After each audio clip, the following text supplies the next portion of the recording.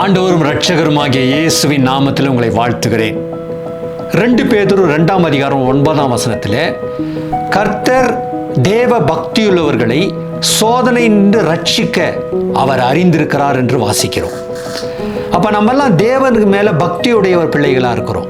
தேவனை நேசிக்கிற பிள்ளைகளா இருக்கிறோம். அவர் நம்முடைய வாழ்க்கையில வருகிற சோதனைகளில் நம்ம ரட்சிப்பார். அதற்கு அவர் அறிந்திருக்கிறார். அதற்கு அவர் கவனமா இருக்கிறார். ஆகவே நமக்கு என்ன இப்படிப்பட்ட ஒரு சோதனை வந்துருச்சு, இப்படிப்பட்ட ஒரு வேதனைக்குள்ள நம்ம போயிட்டு இருக்கிறோமேன்னு கலங்காதபடிக்கு என் தேவன் என்னை ரட்சிக்க போகிறார் என்கிற ஒரு மனநிலையோடு கூட இந்த சோதனைகளை நாம் எதிர்கொள்ளலாம். கர்த்தர் நம்மோடு கூட இருக்கிறார். ஜெபிக்கலாம்.